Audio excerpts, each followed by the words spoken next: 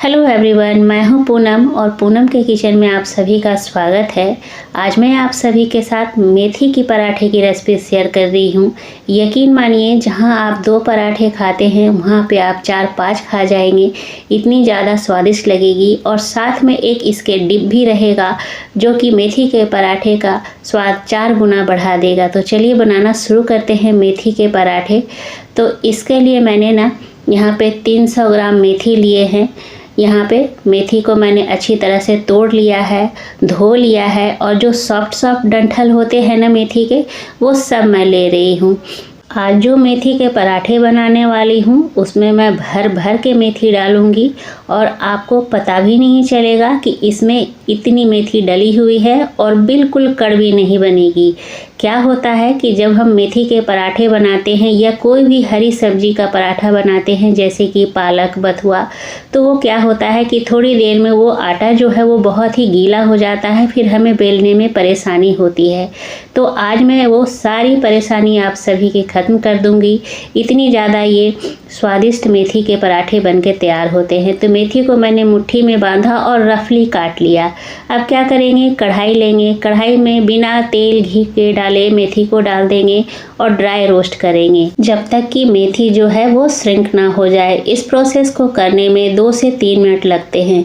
इस प्रोसेस को करने से क्या होता है कि जो मेथी के अंदर नमी होती है वो सूख जाती है, जिस वजह से आप भर भर के मेथी जो है वो आटे में डाल करके गूँथ सकते हैं और आटा जो है वो नरम नहीं पड़ता, मुलायम नहीं होता, यानी कि गीला नहीं होता। तो यहाँ पे मेथी को मैंने 3 मिनट तक भूना। मेथी काफ़ी ज़्यादा में दिख रहा था लेकिन अभी क्वांटिटी कम हो गई है, तो उसे निकाल दिया है अलग बर्तन में। अब उसी कढ़ाई में आधी कटोरी बेसन को भी हमें ड्राई रोस्ट कर लेना है, जब तक कि बेसन में बहुत अच्छी सी खुशबू ना आने लगे या फिर हल्का सा कलर ना चेंज हो जाए। बेसन के डाल देने से मेथी के पराठे का जो टेस्ट होता है वो काफ़ी ज़्यादा इन्हेंस हो जाता है।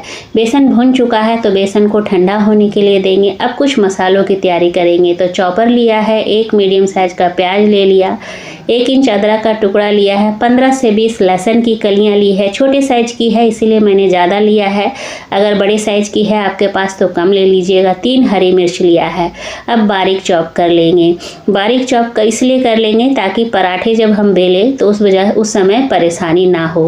तो यहाँ पे सारी चीज़ों को मैंने बारीक चॉप कर लिया है। इधर मेथी भी ठंडा हो गया है, बेसन भी ठंडा हो गया है, तो दोनों को एक साथ मिलाएंगे।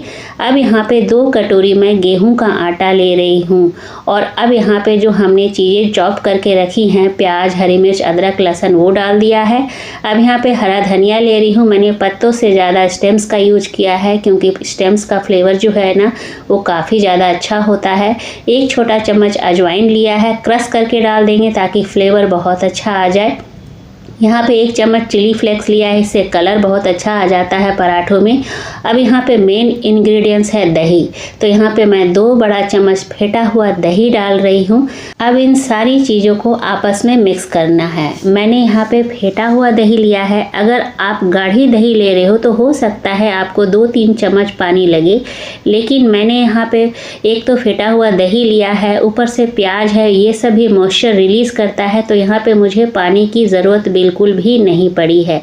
आप देख सकते हैं कितना स्मूथ हमारा मेथी के पराठे का डो बनके तैयार हो गया है, बिना पानी डाले, सिर्फ 2 बड़े चम्मच दही से। तो अब यहाँ पे डो को रेस्ट करने देंगे। अब यहाँ पे जो हम डिप तैयार कर रहे हैं उसकी तैयारी कर लेते हैं। तो चॉपर मैंने 3 हरी मिर्च लिया है, 7-8 लहसुन लिया है, छिलके के सहित लिया है और ढेर सारा हरा धनिया ले लिया है।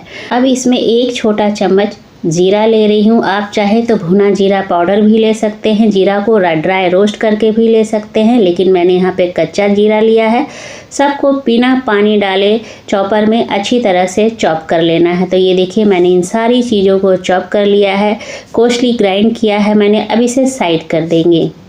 अब एक तड़का पैन लेंगे, उसमें 1 चम्मच सरसों का तेल डालेंगे। तेल को गर्म होने देंगे। 1 छोटा चम्मच राई यानी कि सरसों डाल देंगे। यहाँ पे बारीक कटा हुआ करी पत्ता डाल देंगे। आधा छोटा चम्मच यहाँ पे चिली फ्लेक्स डाल देंगे और फ्लेम को यहाँ पे लो रखेंगे ताकि हमारे जो मसाले हैं वो बिल्कुल भी जले नहीं। और जो हमने धनिया, लहसुन, मिर्च और जीरा को ग्राइंड करके रखा था, मतलब चॉप करके रखा था, उसको डाल देंगे और 1 मिनट तक भूनेंगे। इस वक्त बहुत अच्छी खुशबू हो रही है किचन में इन सारी चीज़ों की वजह से। बस 1 मिनट तक भूनेंगे, उसके बाद गैस बंद करके इसे छोड़ देंगे। उसके बाद एक बाउल लेना है, उसमें मैं यहाँ पे फेंटा हुआ दही ले रही हूँ। आप चाहे तो गाढ़ा दही ले सकते हो, उसको फेंट सकते हो, लेकिन मेरे पास पहले से फेंटा हुआ दही था तो मैंने उसी का यूज़ किया है। 1 चम्मच नमक डाल दिया, यानी स्वाद अनुसार नमक डाल दिया है। इधर जो हमने सारी चीज़ों को भून के रखा था वो पूरी तरह से ठंडा हो गया है, तो दही में मैंने मिला दिया है। अब सारी चीज़ों को अच्छी तरह से मिक्स कर लेंगे। तो ये जो मार्केट में मिलने वाली मेयोनीज़ होती है ना, उससे ये लाख गुना बेटर है, बहुत ही ज़्यादा हेल्दी है और टेस्टी है। इस डिप को आप ज़रूर से ट्राई कीजिएगा, किसी भी चीज़ के साथ, पराठे के साथ, स्नैक्स के साथ बहुत ही अच्छा लगेगा। तो डिप को हमने साइड कर दिया है। एक कटोरी लेंगे, उसमें 2 चम्मच घी डाल देंगे। अब यहाँ पे मैं स्लरी बना रही हूँ जो कि पराठे के स्वाद को 4 गुना बढ़ा देगा, एकदम चटपटा बना देगा। तो 2 चम्मच घी में मैंने 1 चम्मच चाट मसाला लिया है। अब सबको अच्छी तरह से मिक्स करेंगे। इस स्लरी को जब आप पराठे में लगाएंगे ना, तो पराठे का स्वाद जो है बहुत ही ज़्यादा चटपटा हो जाता है, बहुत ही अच्छा हो जाता है। और घी की वजह से पराठा जो है वो घंटों मुलायम रहता है। तो स्लरी जो है हमारा तैयार हो चुका है, इसे साइड करेंगे। आटा को रेस्ट करते हुए 15 मिनट हो गया है। तो चलिए अब लोई तोड़ लेते हैं। देखिए लोई तोड़ा है तो मेरे हाथों में बिल्कुल चिपका नहीं है। जनरली क्या होता है, मेथी का पराठा या पालक का पराठा है, आप उसको तैयार करते हो तो उसे रेस्ट पर नहीं छोड़ा जाता है, तुरंत ही बेल करके बनाया जाता है। लेकिन इस पराठे को आप 2-3 घंटे के लिए, मतलब इस डो को आप 2-3 घंटे के लिए भी छोड़ दोगे तो ये बिल्कुल भी नहीं चिपकेगा। थोड़ा सा मैंने चकले पर सूखा आटा डस्ट किया है और इस तरह से पतला बेल लिया है। अब जो हमने स्लरी तैयार किया है घी और चाट मसाले का, उसको पराठे के ऊपर डाल के हाथों से ही अच्छी तरह से फैला देंगे। फैलाने के बाद इस तरह से मैं तिकोना पराठा बना रही हूँ। आप चाहे तो स्क्वायर पराठा भी बना सकते हैं या सिंपल रोटी की तरह बेल करके भी बना सकते हैं। तो यहाँ पे दूसरे साइड भी मैंने हल्का सा लगा दिया है स्लरी, और अब इसके ऊपर थोड़ा सा सूखा आटा डालेंगे और इसे बेल लेंगे। इस तरह से आप मेथी का पराठा, पालक का पराठा, बथुआ का पराठा बनाकर देखिए। आपका जो आटा है वो घंटों भी गीला नहीं होगा, हाथों में चिपकेगा नहीं, आराम से आप इसे बेल पाएंगे। और ये जो पराठे का स्वाद है बेसन की वजह से और इस तरह से मेथी को मतलब ड्राई रोस्ट करके आप बनाने से क्या होता है ना, मेथी में कड़वाहट बिल्कुल नहीं रहती, पराठा आपको कड़वा बिल्कुल नहीं लगेगा। इसीलिए मैंने शुरुआत में कहा था कि आप 2 की जगह 4 खा लेंगे।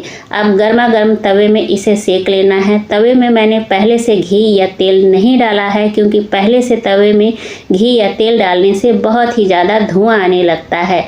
जब दोनों साइड पराठे जो सिक जाएं, अच्छी तरह से कलर आ जाए, तो जो भी आपकी इच्छा हो, बटर, घी, ऑयल, वो आप लगा दीजिए ब्रश की सहायता से, चम्मच की सहायता से, जैसे भी आपको सुविधा लगे। तो मैं यहाँ पे ब्रश की सहायता से घी लगा दे रही हूँ। तो ये हमारा एक पराठा जो है मेथी का बहुत ही शानदार बन के तैयार हो गया है। तो इसी तरह से हम बाकी भी बना लेंगे। तो इसे पहले निकाल के अलग बर्तन में रख लिया जाए।